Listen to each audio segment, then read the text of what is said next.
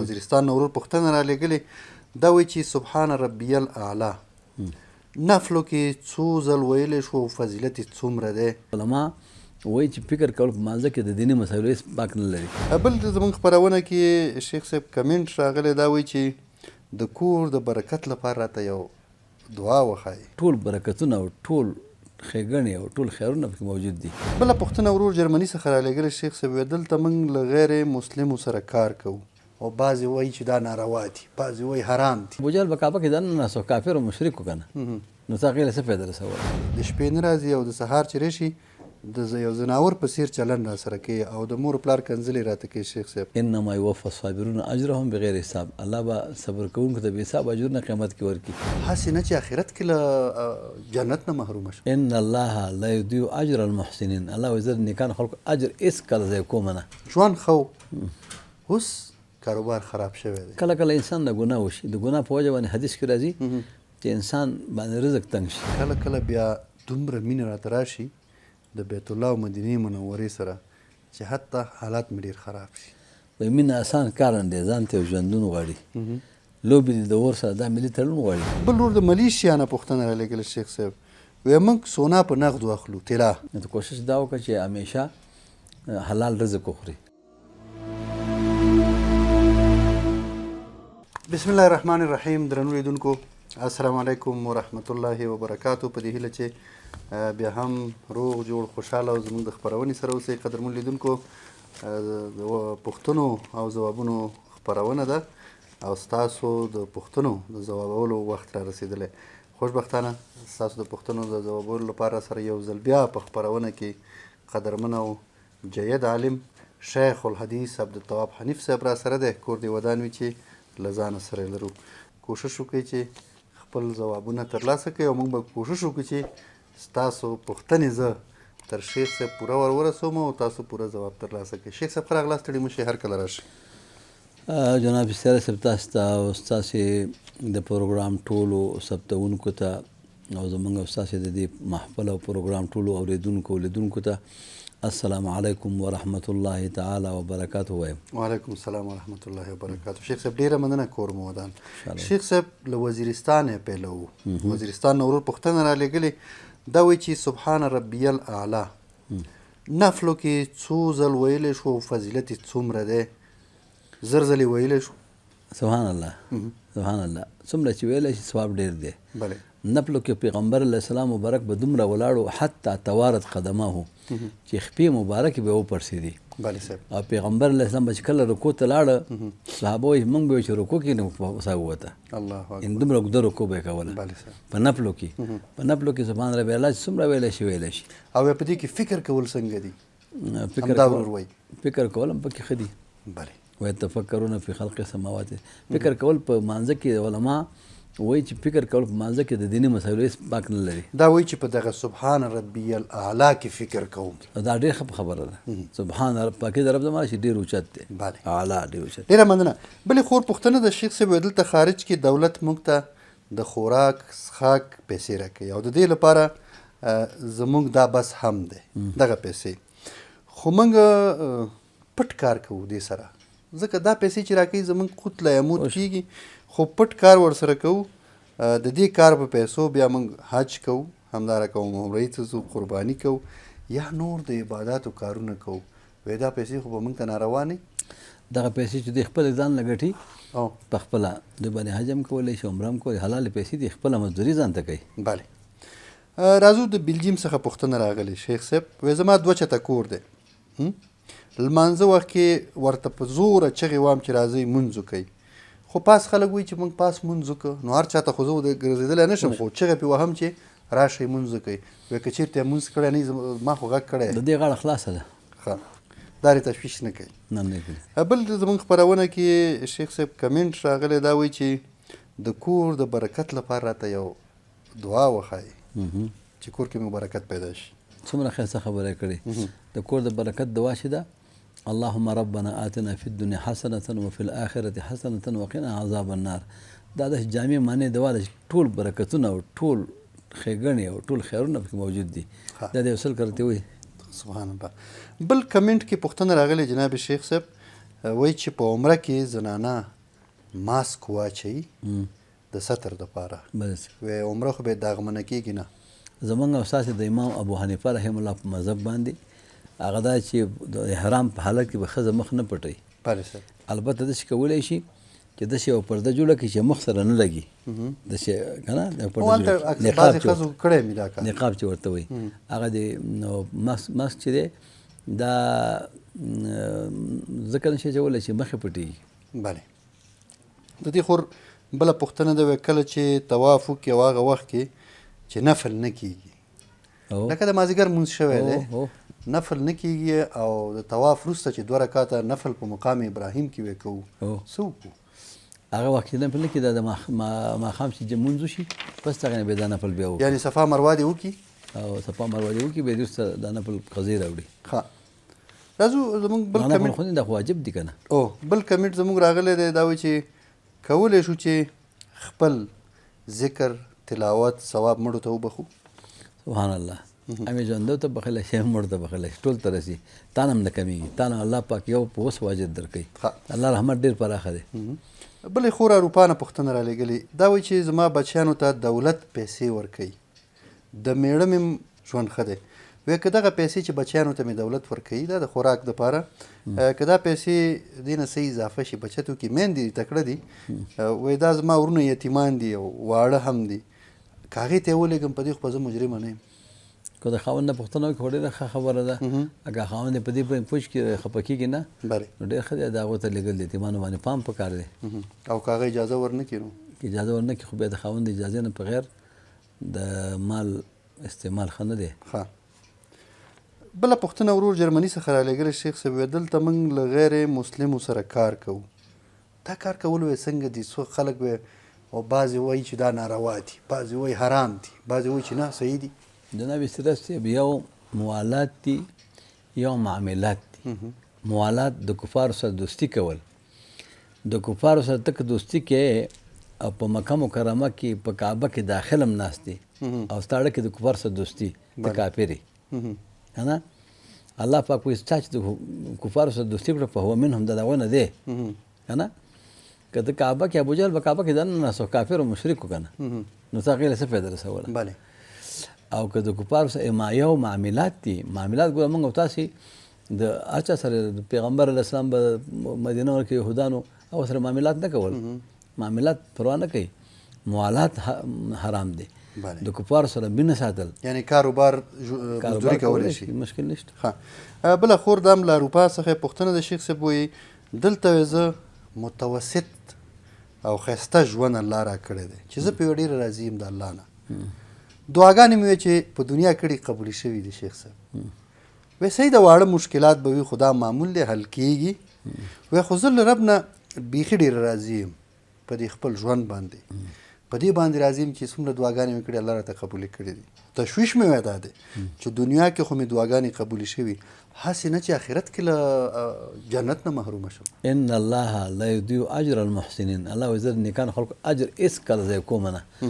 او د نیک اندر کې الله پاک آخرت کې موږ داسې دعا چې کوو چې اللهم ربنا آتنا فی الدنیا حسنه خدای په دنیا کې هم نیکي راکړي نیک بدل راکړي که نه او په آخرت کې هم نیکي راکړي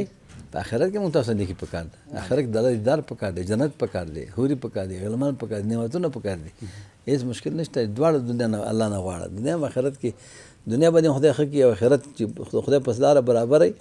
نو دنیا کې باندې الله پاک کارونه برابر لري او آخرت کې باندې خدای کارونه برابر لري یعنی تشویش دې نه کوي تشویش دې بیخي نه کوي. شیخ صاحب البته زما شخصي ملګری دی پوښتنې رالیږلې په سعودي عربستان کې اوسېږي وایي چې پخوا مې کاروبار و هر څه سم و کاروبار ډېر ښه روان و ژوند ښه و اوس کاروبار خراب شوی دی. کله کله انسان د ګناه وشي د ګناه په وجه باندې حدیث کې راځي چې انسان باندې رزق تنګ شي رزق یې بند شي هغه دروازې د رزق بل دا د ماسار مانځه پسې خوب شي دی دا د رزق د بنده شو سبب دی د اثار مانځه پسې خوب نه دا د فرض تقدیري وخت وي د نور خاطو پورې خوب مه کوه او د الله ذکر کوه او درود پر رسول الله وایه بیرته به دې کارونه روان شي چې کله نور راوخت 2 رکعته اشراق لمونځ وکړه متوجه بیا دې وده شي ځکه سعودي کې خو تاسو ته بهتره معلومه ده چې خلک سهار کې ویده وي ناوخته راپاڅېږي یعنې په دې دې فکر وکړي په دې دې فکر وکړي. راځو د ورور پوښتنې ته دا وایي چې پلار مې 2 ودونه لري، موږ ته یې نفقه نه وه راکړې شیخ صاحب. زه چې کله پیسې زما مور او ښځې ته پوره خرچه ورولېږم دا یې نه ورکوي.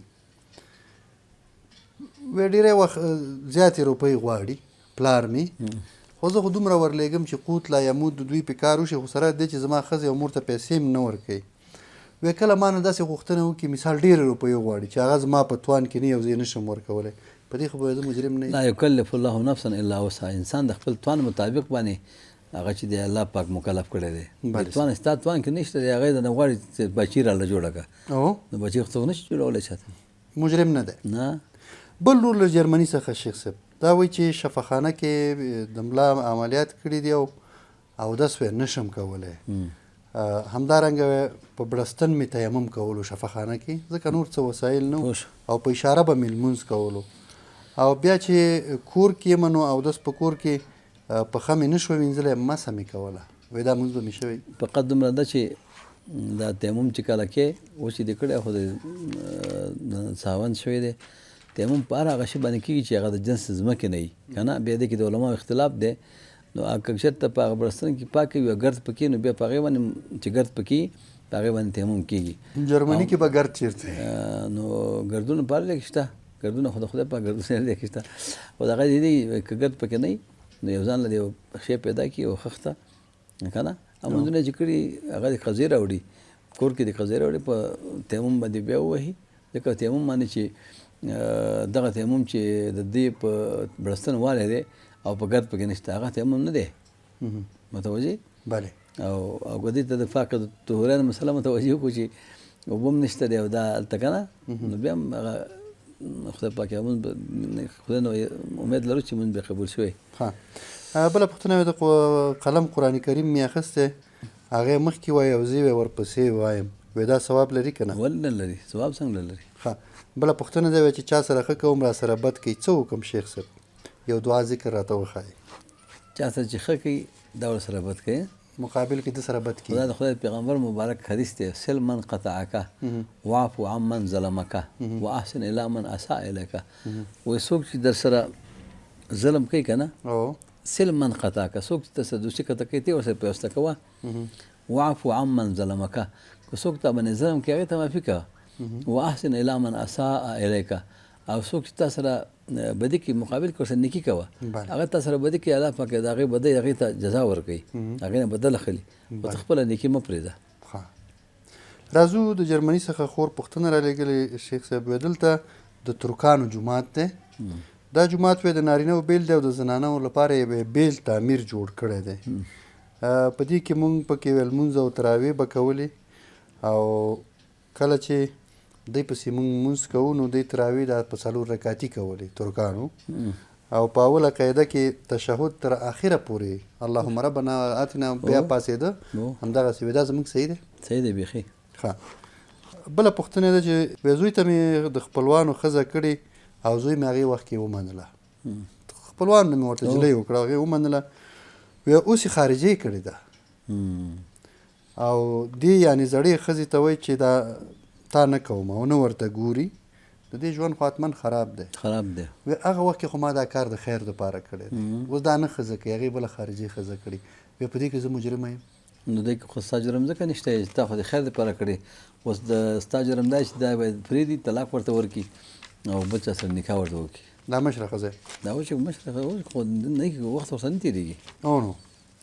بلې خور پوښتنه ده شیخ صاحب، دا وایي چې زه کوم داسې عمل وکړم، کوم داسې کار وکړم چې الله رانه راضي شي؟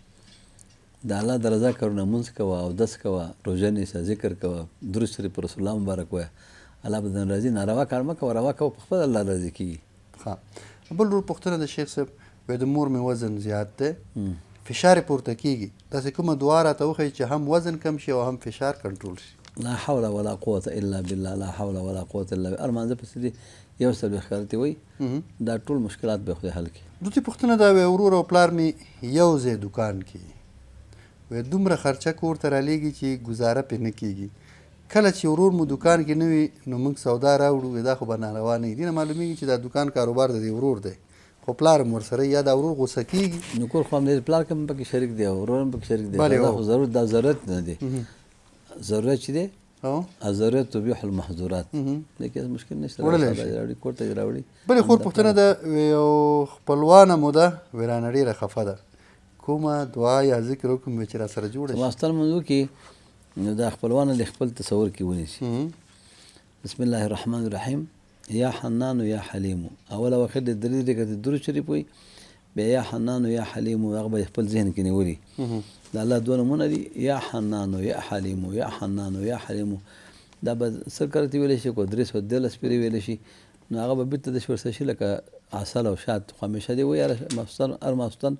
چې هغه اثر ډېر ولري یو ورور پوښتنه رالیږلې شیخ صاحب لږ توجه دې ورته نور هم غواړم داسې پوښتنه دا وایي چې زما خور واده شوې میړه یې بله ښځه هم لرله اوښی مې مړ دی وایي ځمکه یې تقسیم کړه زما خور ته د اوښې هغه زامن وایي که تاسې حق غواړئ نو زما دا ناسکه خورګانې موږ ته راکړه ناسکه ورونه وایي مور ته یې ورته وایي که تاسو حق غواړئ نو دا خویندې زما دي دا ما ته راکړه وایي ورې کړو نازکه ورګانې څه مطلب زه پوه نه شم په دې مسله باندې دوه ښځې دي دوه ښځې دي میړه مړ دی صحیح ځمکه تقسیم ده نو مال تقسیم دی ور تقسیم تقسیمه یې ها نو خو دغه دویمه ښځه م وایي چې ما ته هم حق راکوي نو نو هغه ناسکه د بنې زامن ورته وایي که چېرته ته حق غواړې نو دا تا سره چې لورګانې دا زمونږ خویندې دا موږ ته وسپاره دا وی حق لري موږ ته وسپاره چې ورې کړو بس موږ ته یې راکړه نو چې هر څه پې کوو داسې دی چې د جناب سیرت صاحب دا خورګانې چې دي دا خو چې پلار یې مړ دی که نه او نو دا وایي په مال کې خپل حق کېږي یو راته راکوئ که نه او په مال کې خپل حق کېږي او یو د ورکولو خبره ده چې موږ ته یې راکړه موږ ته یې راکړه دا معنی ته چې پې تله درکړي نو ته پې څه کوې او متوجه یو بانهګیري غوندې ده دا بانهګیري ده دا خو د هغې خپل حق دی شریعت دا چې شریعت کې خپل حق دی خپل حق باید هغه په طریقه کې هغه خپلو خورګانو ته ورکولی یعنې په هغې لازم ده چې دوی ته حق ورکړي هو لازم ده ښه استرالیا څخه خور پوښتنه رالیږلې شیخ صاحب د دې پوښتنه دا ده چې وایي دلته په مکتب کې ماسپخیل لمانځه ته لږ وخت راکوي شیخ صاحب فقط فرض کولی شم او دلته لمونځ مې په پټ مخ کوو ځکه نامحرم خلک دلته ګرځي راګرځي وایي دغه فقط فرض وختي ډېر خدا او مخ مې پټي فرض کوه دومره غټ خبره بیا نفل کولی شي کور کې د شپې تهجد کوه که نه ورور شیخ صاحب له امریکا پوښتنه رالیږلې وایي دلته مې بچیان ځوانان شي فشار پې نه شو راوړلی ځکه هلته خپلواک شي وایي د دې لپاره څه وکړو کومه دعا ذکر یا داسې نور وي چې یو څه وکړو چې دی دینداره شي ربنا هب لنا من ازواجنا وذرياتنا قرة اعين واجعلنا للمتقين اماما مانځه اللهم ربنا دوا چې وي یو کړي دا دې پسې وي ذهن کې د خپل اولاد نیسي او یا د مانځه پسې دی وي مشکل نشته خدای به ټول اولاد نیکان صالحان کړي بل ور پوښتنه دا وایي په زړه مې ډېره ویره راځي او د الله رسول مینه په کوم عمل وکړم چې زما مینه ډېره شي د الله رسول سره خداوند متعال دې لپاره قاعده ایښې ده خداوند متعال فرمایي چې قل ان کنتم تحبون الله فاتبعوني يحببكم الله که تاسې غواړئ که نه چې الله سره مینه پیدا کړئ متوجه قل ان کنتم تحبون الله فاتبعوني د پیغمبر تابعداري وکړئ يحببكم الله الله به تاسو سره مینه پیدا کړي که غواړئ چې الله سره مینه پیدا شي د رسول الله تابعداري کوه په هر کار کې دې بله پوښتنه هم دې سره شیخ صاحب نږدې ده او عجیب هم ده دا وایي چې کله کله بیا دومره مینه راته راشي د بیت الله او مدینې منورې سره چې حتی حالات مې ډېر خراب شي وایي مینه اسان کار نه دی ځان ته یو ژوندون غواړي لوبې د اور سره دا ملي تړون غواړي بلې دا مینه چې ده همدا به د آخرت کې د دوزخ د اور نه خلاصوي الله اکبر بل ور پوښتنه دا وایي لمونځ جماعت سره کوم روژه هم کله کله نیسم البته د ثوابي نفلي روژې تهجد کوم زړه ته مې بیا هم غلط فکرونه او وسوسې راځي د الله حتی د الله جل جلاله په اړه دا خو موږ مخکې څو خبره کړې ده چې دا آیت چې په وسوسو کې نازل شوی چې لا یکلف الله نفسا الا وسعها دا اړه چې د الله په ید ولا کیف کې دی دا د انسان په اختیار کې نه شیطان هغه زړه کې وسوسې ورچي چې هغه کې ایمان موجود دی غل د هغه کور نه غلا کوي چې هغه کې سامان موجود دی په دې وسوسو مخه پکې دا د ایمان علامه ده ته مؤمن یې ښه بل ورور پوښتنه رالیږلې له ایران نه شیخ صاحب دا وایي چې مور مو وفات شوه پلار ته مو بل واده وکړه موږ یې دوکانونه لرل چې څه مو ګټل پلار ته مو ورکول یو وخت جنجال راغی پلار مې ویل چې جدا شئ او ما سره د ګډ کور دوکان وې څه پیسې وې دې دا پوښتنه هم لږه نیم کاله رالیږلې شیخ صاحب وی دې ورور راته ویل چې پلار ته مه وایه او وی پلار هم له دنیا نه همداسې خفه لاړو وی اوس زه څه وکړم بس منځ کوه دو رکعته منځ کوه هر رکعت کې درې درې ورې قل هو الله وایه ثواب خپل پلار ته بخه مور ته بخه الله پاک به هغه دن راضي کړي یو بل ورور پوښتنه ده شیخ صاحب وی شپږ خویندې لرمه او زه یو ورور یم 10 کاله مخکې کور مې تقسیم کوو ټول مې راوغوښتل چې راځئ خپل حقونه مو واخلئ ټولو راته امضا وکړه چې نه اخلو خوش اوس 10 کاله بعد 2 خویندې راولاړې شوي چې حق مې راکړه نو هغې وخت کې راته ګوتې لګولي یو هبه ده هبه یو شی چې هبه شي که نه پیغمبر علیه السلام فرمایي العائد فی الهبة کالکلب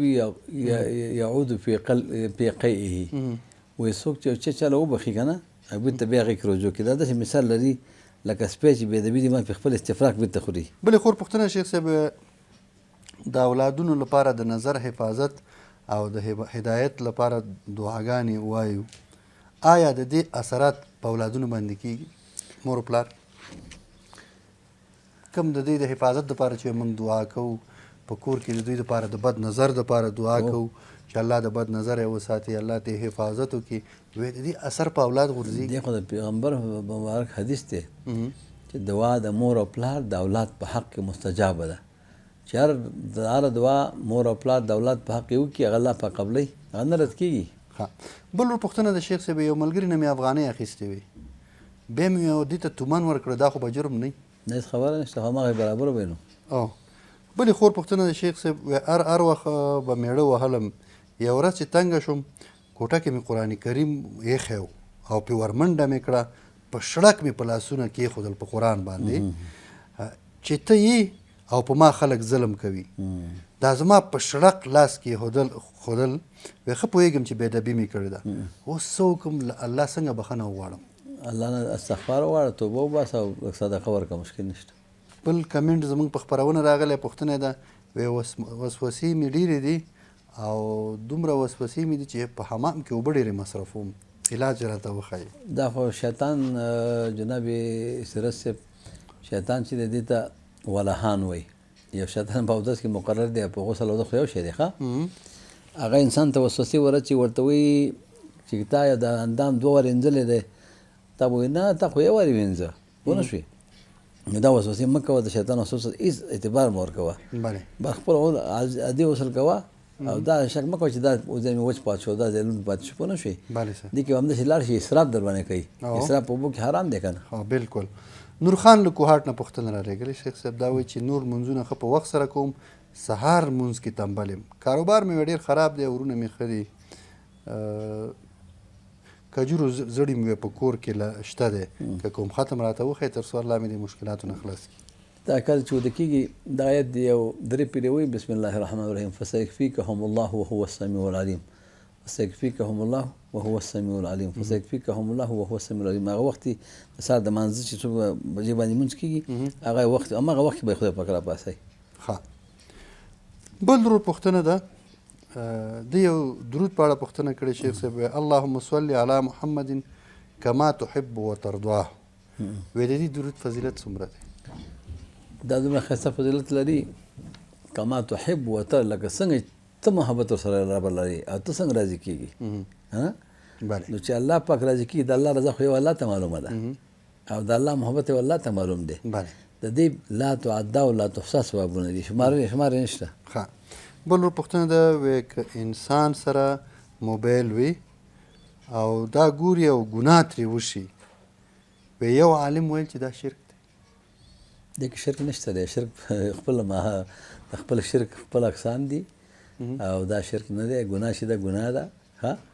یا استغفار دی وایي استغفر الله الذي لا اله الا هو الحي القيوم واتوب الیه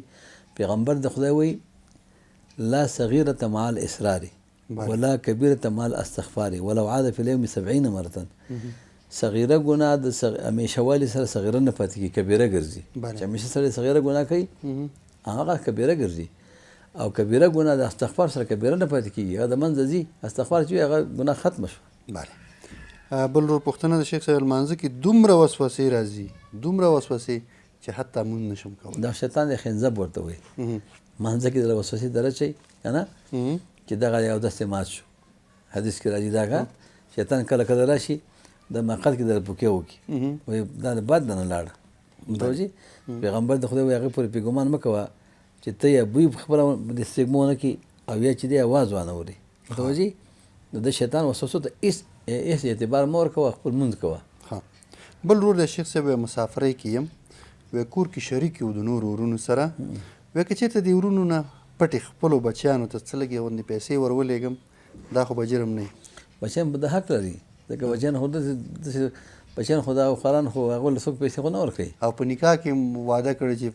واده یې کړی هلته په نکاح کې واده کړي نو شی دې ورلېږي، دې کې مشکل نشته دی. بل ورور د ملیشیا نه پوښتنه رالېږله شیخ صاحب، وی موږ سونا په نغدو اخلو طلا او بیرته په کښتونو باندې خرڅوو، میاشت په میاشت راته پیسې راکوي، وی دې کې خو به جرم نه وي. داسې په کښتونو کې مشکل نشته، په کښتونو کې خبره نشته. نه. بلې خور پوښتنه ده، وی کله له عبادت سره مې شوق ختم شي په داسې حالت کې څه وکړو؟ ډېری مسلمانان له دې مشکل سره اخته دي شیخ صاحب. ښه مونځګزاره یو وخت کې شوق ختم شي نه وي. او دا خو د شیطان وسوسه یې که نه، شیطان چې دی په انسان خپل لښکر له خور کړی، شیطان خپل لښکر یې خور کړی، هغه مسلمان چې دی هغه د عبادت نه منې کوي. نو ته کوشش دا وکړه چې همیشه حلال رزق وخوري،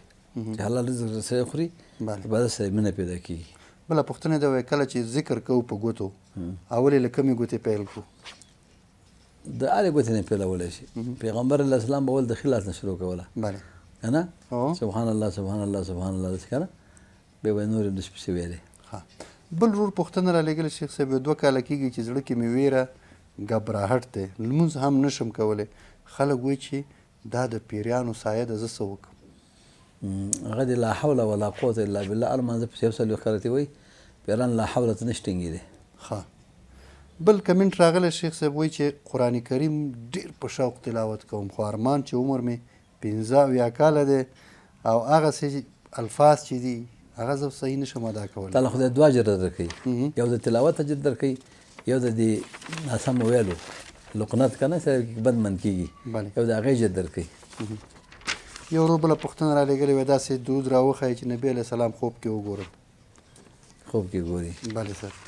نبي علیه السلام مبارک خوب کې لیدل دغه درود دی د ورځې 500 کرتې وایي اللهم صل على سيدنا ومولانا محمد عدد ما في علم الله صلاة دائمة بدوام ملك الله.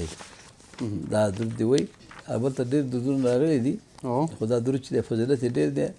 ډېر زر به پیغمبر علیه السلام خوب کې وګوري انشاءالله. شیخ صاحب راځو بله پوښتنه ده، دا وایي چې کله ښځینه ناروغۍ یعنې میاشتنۍ ناروغۍ په ښځه یا پیغله جنۍ راغلې وي، نو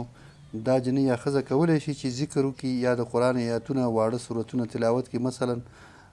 ځان پې دموي هر وخت اخري صورتونه، لکه تاسو چې په خپرونو کې هدایت ورکوئ 3 ځلې وایي او په ځان یې چوف کوي. البته د حیض په حالت کې دا جواز لري، شریعت ورته اجازه ورکوي؟ نه، دا جواز بیخي نه لري، تلاوت نشي کولی. بله پوښتنه ده، کله چې د قرآن کریم تلاوت څوک کوي په لوړ اواز تلاوت ډېر ثواب لري که په زړه کې؟ په زړه کې تلاوت په خفیه ثواب، هر عبادت په خفیه ثواب ډېر لري، ځکه تلاوت خو نفلي کار دی. بله پوښتنه ده، دا وایي چې 10 کاله مې د واده کېږي، 15 اولاد مې دي، خاوند مې د شپې نه راځي او د سهار چې راشي د یو ځناور په څېر چلند را سره کوي او د مور پلار کنځلې راته کوي شیخ صاحب، او هغه پلار او مور دواړه وفات شوي دي. کور ته چې راشي ټول اولادونه مې چې وي هغه ووځي او دغه 10 کالو نه د اولاد پوښتنه مې صحیح نه ده کړې او دا 10 کالو نه په جنګ و جدل را سره تیر کړه، لمونځ هم نه کوي او اوس مهال یو ستر تهمت هم را باندې لګولی او زه په یو ګڼه کورنۍ کې اوسېږم، وایي زه څه چاره وکړم؟ او دغه دعاګانې چې تاسو په برنامه کې دي هغه ټولې وایم مګر تاثیر نه کوي، ما ته یو د حل لار وښایي. تعالی به الله پاک د دې ظلم په مقابل کې چې دا ذاته باندې ظالم دی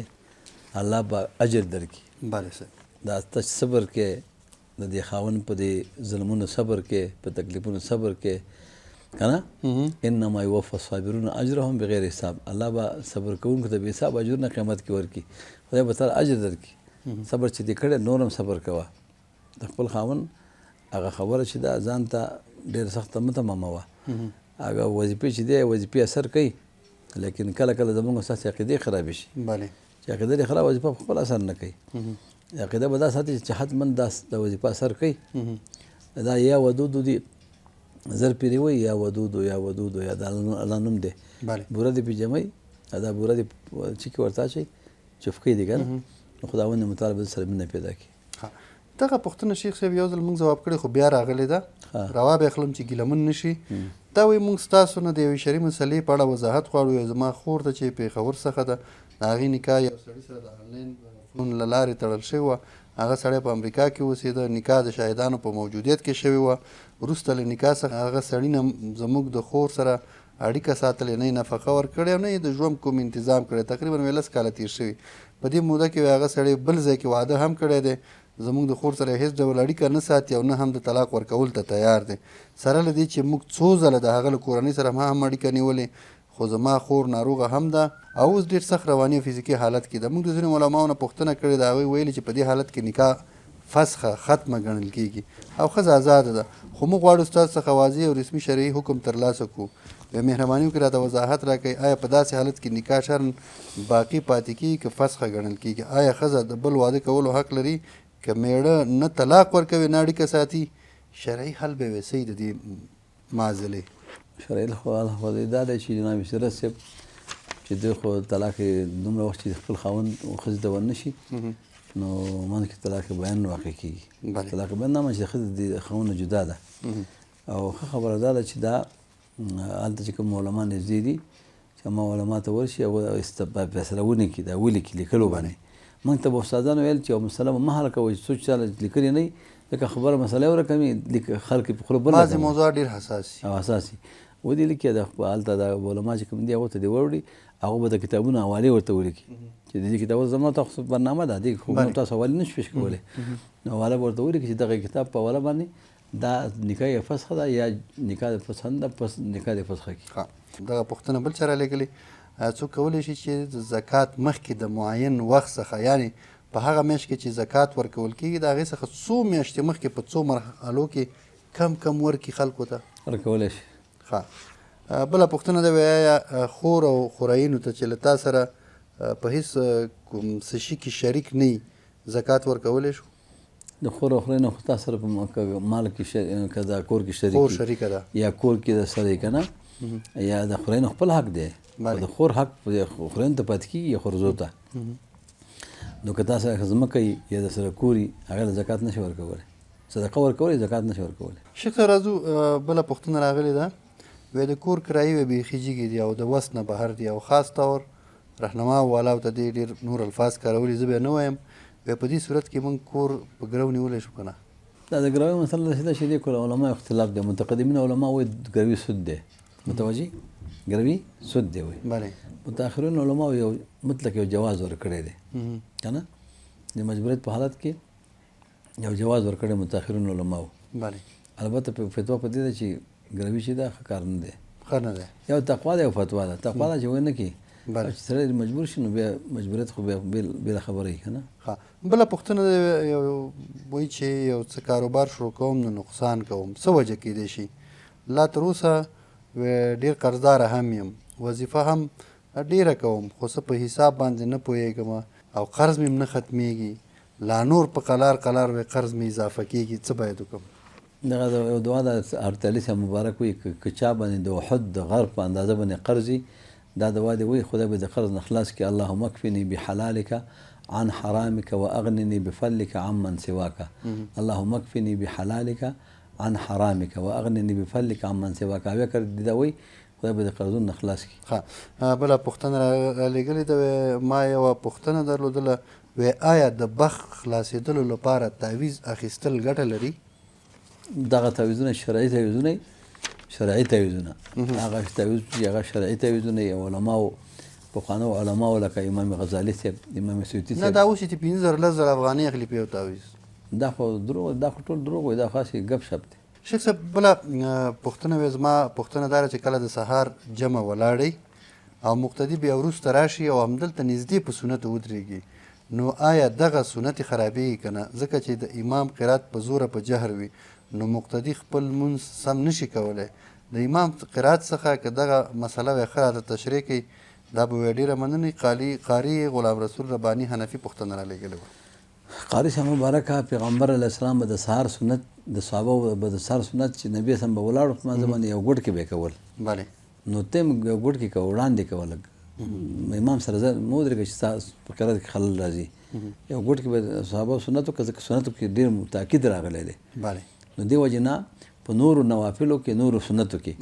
چې څنګه امام دې ولي چې فرض کوي ته به سنت پرېږدي بله او به بې وروسته کې خو د سهار سنت چې دي دا په یو صحابه کرامو په یو ګوټ کې کول بله پوښتنه وې یو پوښتنه مې کوله زما یو اکا وفات شوی دا 3 هفتې کېږي په ما یې ډېر تاثیر کړی یعنې زړه کې مې ډار پیدا شوی هر ځلې چې پلار ته ګورم ورباندې ډارېږم چې څه ورباندې ونیسي ډېر مې زړه نارام شوی پوهېږم چې دا حقه لاره ده موږ ټول مړه کېږو مګر زړه مې ډېر بېتابي کوي کله چې مې مور او پلار ته ګورم او د دوی مخکې نه ژاړم ټوله شپه مې په ژړا تېرېږي باوجود د دې چې د اکا لورګانې مې ډاډه کوم خپل زړه ډاډه کوم خو نشم کولی چې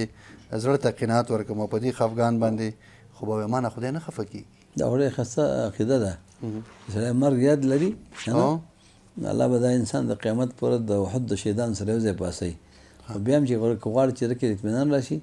نو انا لله و انا الیه راجعون دا ډېر ووایه بله پوښتنه وې سوره بقره او سوره یاسین فضیلت څومره دی سوره بقره خو پیغمبر علیه السلام وایي چې دا د غون قرآن شریف بوکان دی بله بوکان نه او وخت کې چې بوکان یې پاس جي هغه لوړ ځای دی لوړ ځای که نه او سوره بقره کې خو ډېر فضایل دي یو نه ډېر فضایل دي د هغې فضایل په دې وخت کې بیانول سخت کار دی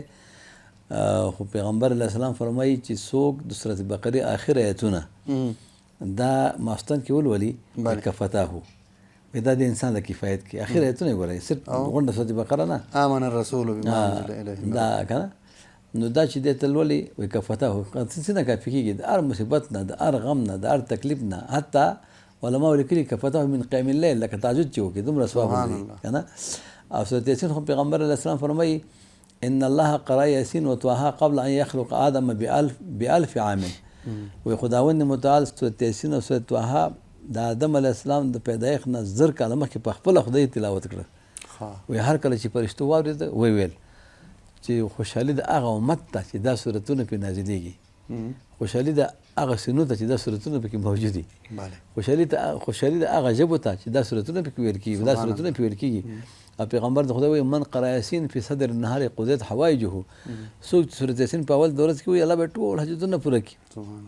او که څوک د سورت یاسین د شپې وایي په دې غونډه شپه کې به دا خفګان ونه ګوري او خداوند متعال به دته چې همیشه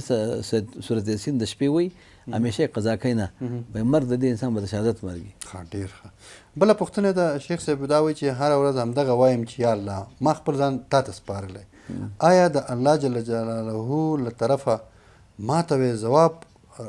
شته که نه او همدارنګه وی حتی د خپل اولادونه مې راولم د دعا په وخت کې خپل څنګ ته یې کېنوم او ورته ویم چې تاسو شاهد اوسېږئ چې ما په الله ځان سپارلی سبحان الله وی آیا په دې اړه ما ته الله ځواب راکوي څومره خاصه عقیده ده الله خو جواب نه الله یې ساتي که نه د الله جواب یې خدای یې ساتي الله یې شرونه نه ساتي فتنونه نه ساتي مصیبتونه نه ساتي بله پوښتنه ده وایي زه چې لمانځه کې یوازې صورت اخلاص وایم نور صورتونه مې ویزده دي خو ډېری وخت پکې غلطېږم نو زما لمونځ صحیح دی بلکل صحیح دی بله پوښتنه راغلی شیخ صاحب مولوي صاحب محترم په ډېرې بخښنې سره زما ورور په ترکیې کې دی او زما مور وایي چې د دې دپاره یو دعا راته وښایي چې خدای پاک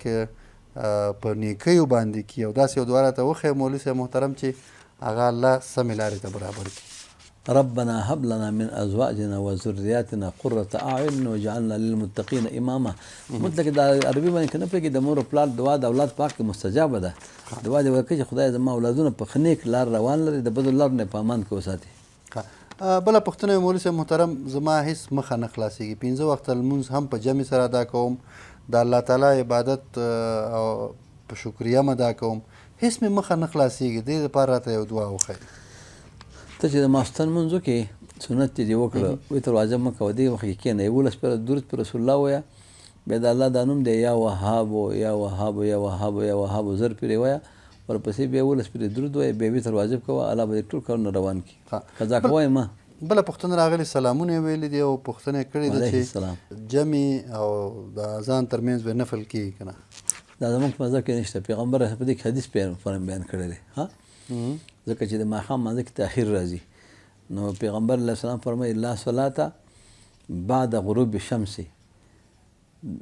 الا المغرب دا یو حدیث دی پیغمبر علیه السلام فرمایي چې لمر پریوځي د ماښام د مانځه نه بغیر نور منځونه نشته نو زموږ او ستاسې د امام صاحب مذهب دا دی چې نفل د ماښام د مانځه نه مخکې نشته بله وروسته اوابین دي بله پوښتنه ده شیخ صاحب لومړی خو دا چې کله ناکله مې هسې زړه تنګ و د هر چا خبر رامنې بده لګي بد اخلاقه یا غوسناکه نه یم بس هسې مې کله کله زړه تنګ شي ژړا راځي حتی لمونځ چې کوم هم په ځانګړي ډول چې یوازې وم نه پوهېدم څه وکړم حتی ژوند نه مې هم زړه تور دی دا خو دغه وظیفه دې کوي توکلت علی الحی الذي لا یموت الحمد لله الذي لم يتخذ ولدا سار مانځه پسې دې سلګشتوي توکلت علی الحی الذي لا یموت الحمد لله الذي لم يتخذ ولدا بله پوښتنه د ولاس مې سوځېدلی کله چې اودس کوم شیخ صاحب وی هغه مینځمه خو زرې وچومه ډېر ساتلی نه شمه وی دا صحیح دی اودس مې کېږي بیخي ونه وینځي مه څپې وکړم کفایت کوي بله پوښتنه دی زما عمر 20 کاله دی خو اوس مې هم ګوډیانې وی ډېرې خوښېږي شیخ صاحب په اتاق کې وی نه ږدم خو په بکس کې مې ایښي دي وی دا کار خو به ګناه نه لري نو بکس خو پټي پروا نه کوي دا خو ته چې مشر یې خو ماشومانو ته جواز لري چې هغه جنکیانې چې د اولاد تربیت د نه زده کړي که نه او ته چې دومره مشر شوی وې اوس یې ګوډیانې خوښېږي نو دا ښکارن دی هغه راښکاره کوی ما دغه بکس کې پرتي خو پرتي وی خو دا بوت دی که نه بله بله پوښتنه دی زما د ګاونډۍ ترور ده او خاوند یې ډېر غوسهناک دی هېڅ ځای نه هېڅ ځای نه پرېږدي چې چېرته لاړ شي حتی خپلې خور کره هم اجازه نه لري او دا وایي چې کومه دعا ووایم چې د دې زړه نرم شي او اخلاق یې ښه شي د خاوند اخلاق به ښه شي بله هو هغه وظیفه دې کوي یا حنان یا حلیم ماستر مانځه پسې 100 پیرې ویلی شي 313 پیرې ویلی شي خپل خاوند په تصور کې نه شي نو خاوند به پرې مهربانه شي بل ورو پوښتنه رالېږلې هغه وایي چې داسې د یو سختې ګناه سره وی شیخ صاحب مخامخ یم چې زه ترې سخت په تنګ شوی یم په خدای قسم وی چې کله رانه وشي نو دومره پښیمانه شم چې ځان او هم خو بیا بس ځان بیا ډېر وهمه حتی دغه عمل زما د لاس نه کېږي څه وکړم چې له دې نه بېغمه شم بس دا ګناه چې دنه کېږي او الله نه بخښنه غواړي او پښیمانه یې دا ډېره غټه خبره ده پوه نه شوې الله پاک وایي چې زما یو بنده ګناه کوي او په دې باندې بیا دا پوه دی چې یو رب شته چې ما په دې ګناه نیسي او یو رب شته چې ما له معافي کوي او الله نه ما نه معافي غواړي زه یې معاف کوم بله پوښتنه ده دویم دا چې سیرت صاحب زموږ په کور کې هره ورځ جنګونه وي او مور مې ډېرې سختې کنځلې کوي وایي چې زه یې نشم ویلی او بېلمازي هم ډېره سخته شوې ده سهار مونځ خو د ټول نه هره ورځ پاتې نو تاسو راته یوه سمه لاره وښایي چې زه بسم الله الرحمن الرحیم د 313 پیرې وایي په اوبو دې چوف کوي دا اوبه دې ټول کور ته ورکوي ورځ په ورځ به د دو په زړه کې نورانیت پیدا شي او ظلمت او بېلمازي به ترې خدای پاک لرې کړي یو پوښتنه بله راغلې جناب شیخ صاحب وایي ما 10 کاله مخکې یو قریب ته سعودي ریال راولېږل کله چې ریال ورته ورسېدل هغه کس په همدغه ورځ په پاکستاني کالدارو مات کړي وو اوس زه قرض ورڅخه غواړم چې زما کومه پیسه حق دی ریال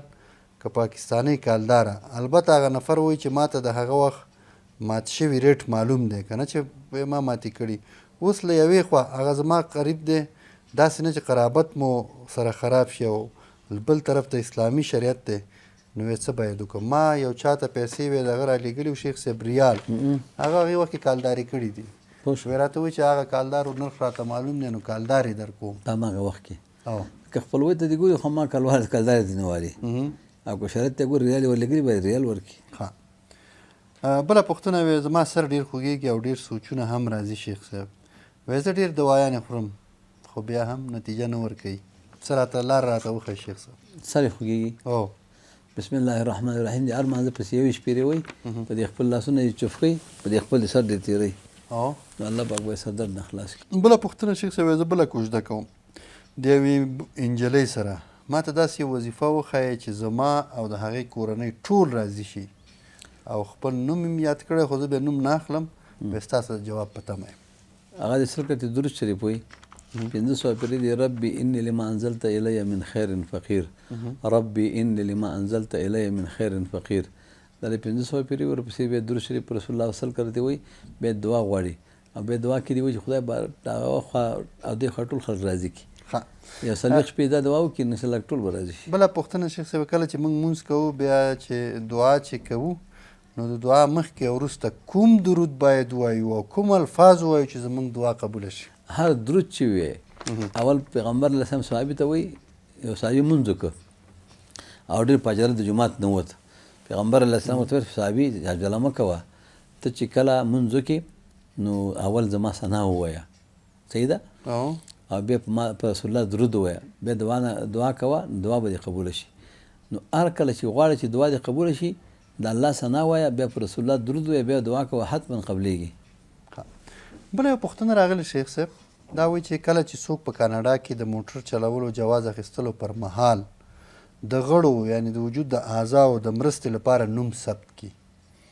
او که د یوې پیښې وروسته ډاکټران یې ژوند ونه شي ژغورلی نو د هغه غړي نورو ناروغانو د ژغورلو لپاره ورکول کیږي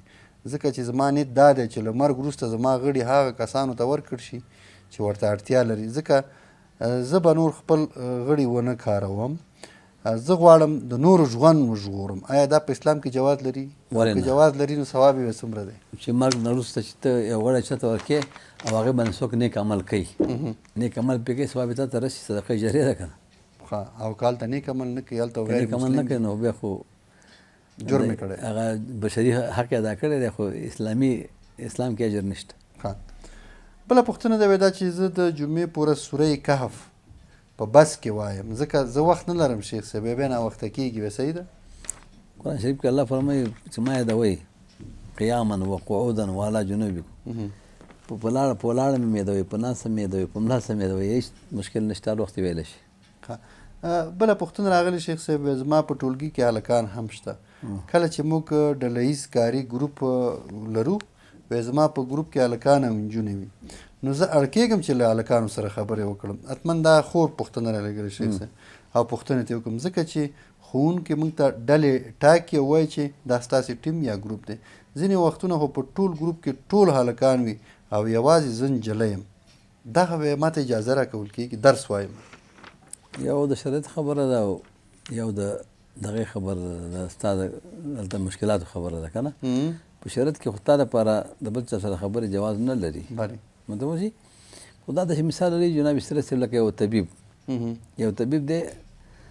په درې ځایونو کې لکه طبابت دی قاضي دی که نه طبیب د ښځې مخ ته کتی شي هغه سره خبره کولی شي هغې نه پوښتنه کولی شي قاضي چې د ښځې مخ ته کتی شي ځکه چې بله ګواهۍ کې بله ښځه بیا رانه شي او دارنګې په خطبه کې پیغام د نکاح کې یو سړی خپله د ښځې مخ ته کتی شي ویې ګوري په خپله وګوري چې آینده کې دوه منځ کې رانجه رانه شي که نه نو دا زما فکر باندې چې په هغې باندې قیاس شي که نه د دې له به جواز پیدا شي. بله پوښتنه د شیخ صاحب دا پوښتنه مې دا وی که یو کس یو کور دوه منزله په بیه وفا سره اخیستی وي غواړي په اول منزل کې خپله اوسېږي او دوهم منزل په کرایه باندې ورکړي دا جواز لري که نه؟ ولې نه لري دې کې څه مشکل؟